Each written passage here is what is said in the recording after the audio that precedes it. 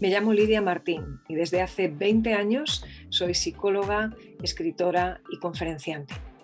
En este tiempo me he dedicado sobre todo y me he especializado en intentar dar respuestas a muchos de los desafíos y retos que nos plantea la vida cotidiana, especialmente en el ámbito de la salud mental, y enfrentarnos de una manera diferente a esa especie de palabra maldita que demasiadas veces es la palabra cambio.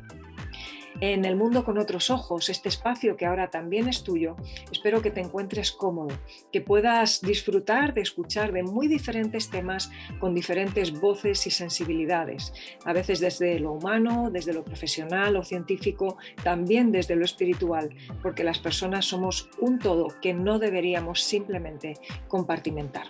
Así que si te apetece esta propuesta, si te apetece que maticemos tantas cosas necesarias, que podamos ver la vida en grises, porque sabes que no es solo en blanco y negro, este es tu lugar, me encanta compartirlo contigo y te animo entonces a que pongas atención porque empezamos ahora mismo.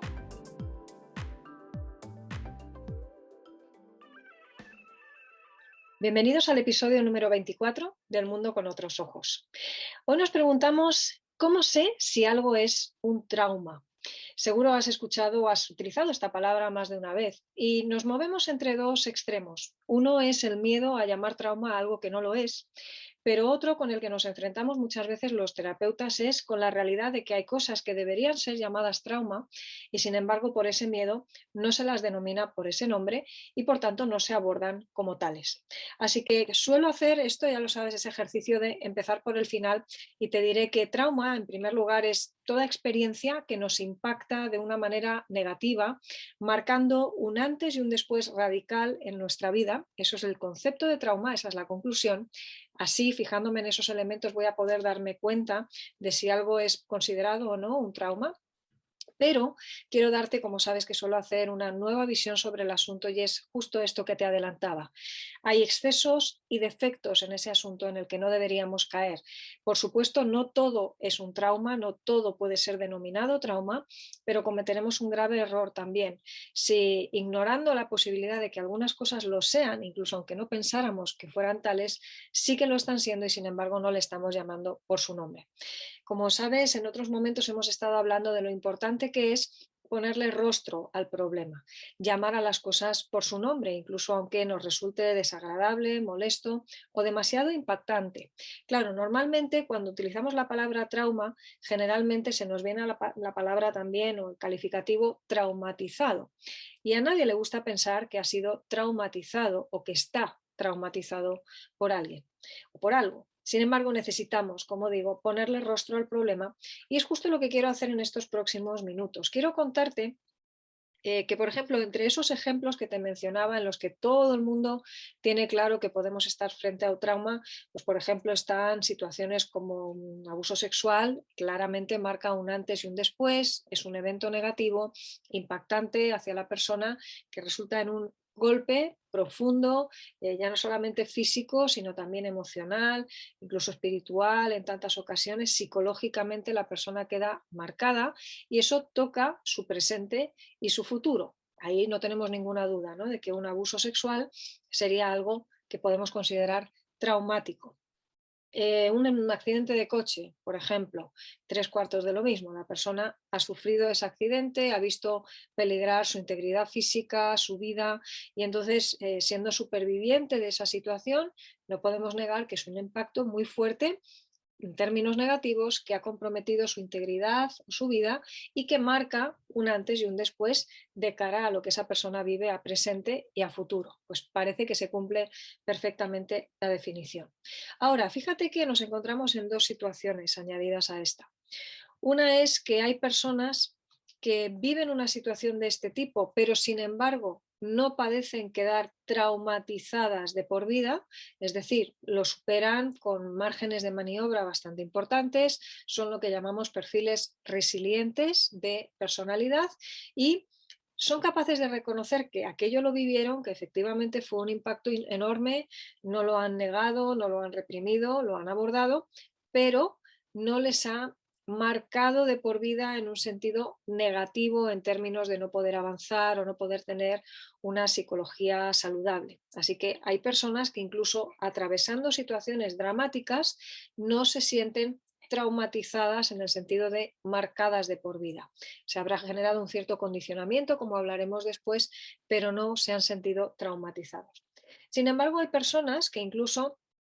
con cosas mucho más pequeñas pueden decir y podrían decir con la boca llena y sin miedo a equivocarse, yo he vivido una situación traumática. ¿Por qué? Porque incluso aunque otras personas no lo hayan vivido como tal, aunque a otras personas esa situación no les resultara traumática, si subjetivamente para esa persona lo es y ha marcado un antes y un después en términos de dejar su vida tocada por ese impacto y ya su vida no es igual, siente interferencias en su vida, se ve marcada en términos de ansiedad, por ejemplo, cuadro depresivo, porque no se ha podido superar ese evento, independientemente de que haya una cantidad de personas importante que no hubieran considerado aquello trauma, para esa persona sí lo es. Así que fíjate que aquí estamos metiendo un elemento muy importante que es la subjetividad, la sensibilidad de cada persona.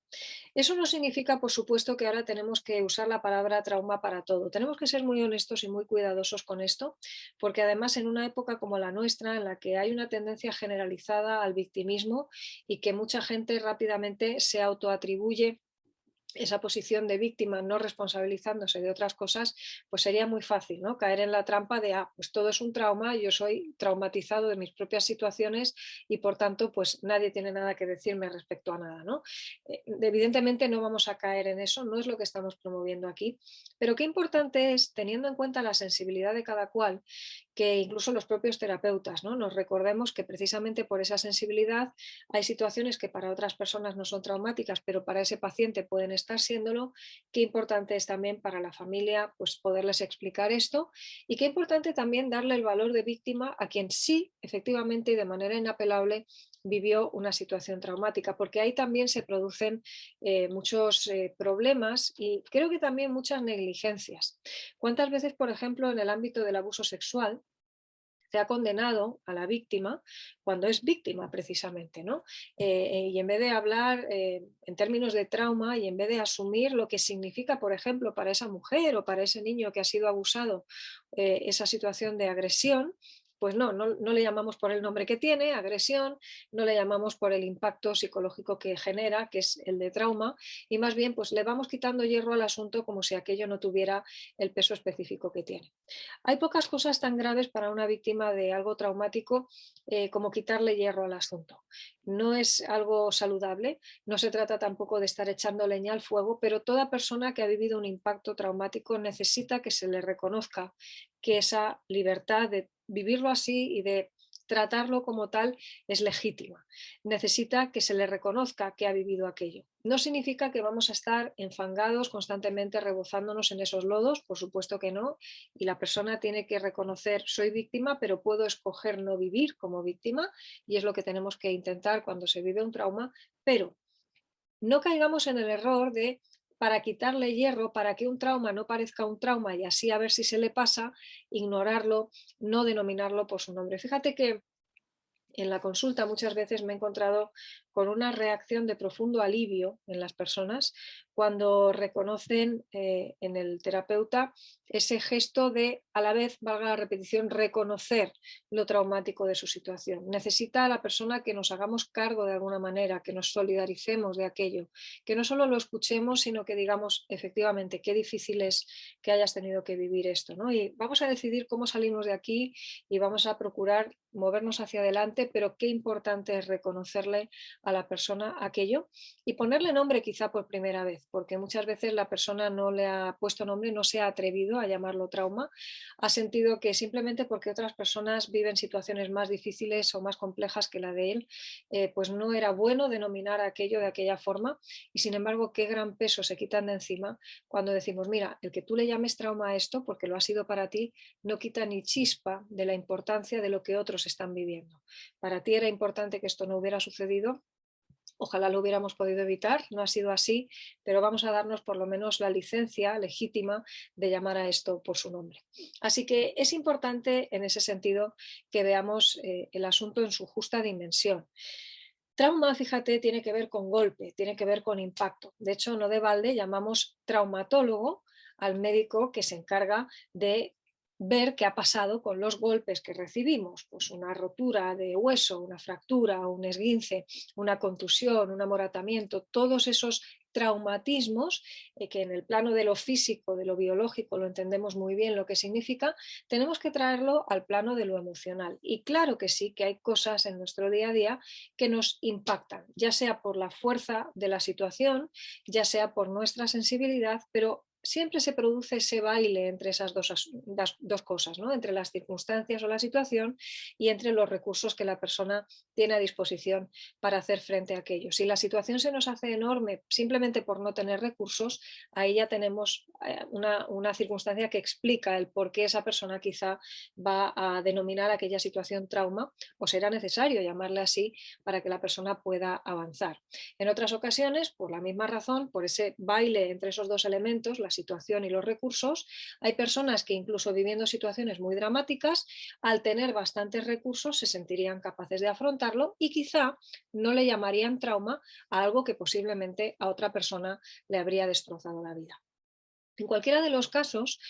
sea que podamos llamarle trauma o no a una situación que nos impacta, lo que sí que se produce es un condicionamiento. Y este es un concepto que creo que es muy importante explicar y explicar bien. Cuando una persona, por ejemplo, ha visto o ha presenciado un accidente de tráfico, incluso aunque no lo haya vivido en primera persona en términos de ser la víctima del accidente de tráfico, el hecho de observarlo puede resultar lo suficientemente impactante como para poder hablar, si no de trauma, al menos de condicionamiento. Yo recuerdo en mi adolescencia, estaba justamente viviendo en Málaga en aquella época, recién llegados, y recuerdo un evento que fue que justo aparcando en una zona donde tenía que acudir con cierta frecuencia, aparcando un vehículo, un autobús enorme, pues alrededor había un montón de ambulancia y coches de policía y tal, y es que se había producido un atropello del autobús a una señora mayor que había salido y en vez de cruzar por detrás del autobús la calle, pues lo que había hecho era ponerse delante del autobús a cruzar demasiado pegada al morro del autobús, de forma que el autobús no pudo, bueno, el conductor del autobús no pudo verla, el coche se puso en marcha y directamente, bueno, pues como os podéis imaginar, el evento era dantesco. Bueno, yo no puedo decir que yo estoy traumatizada por aquel evento, aunque reconozco que me dejó unos cuantos días bastante, bueno, pues molesta, incómoda, triste, bueno, pues no sabría muy bien denominarlo ahora mismo, era una mezcla de emociones y desde luego me venían muchas imágenes a la cabeza. No me atrevería a llamarlo evento traumático, no me generó ansiedad, sí que me generó mucha tristeza, lógico, pues por lo obvio, ¿no? La pérdida de una vida humana es lo que es y bueno, allí ya prácticamente no se percibía ni que hubiera una persona, lo que se veían eran restos, ¿no? Entonces, no le llamaría trauma, pero sí que me ha quedado un condicionamiento. Evidentemente, si me tengo que bajar de un autobús, me lo pienso muy mucho para cruzar por delante. Evidentemente no lo hago. Cruzo siempre por detrás, con 25 ojos si se puede y procurando no cometer el mismo error, ¿no? Porque eso de alguna manera marca, evidentemente, y desde luego muy posiblemente el conductor del autobús sí quedó traumatizado, quizá podríamos con cierta probabilidad pensar que pudo ser así, las personas que tuvieron que ayudar a quien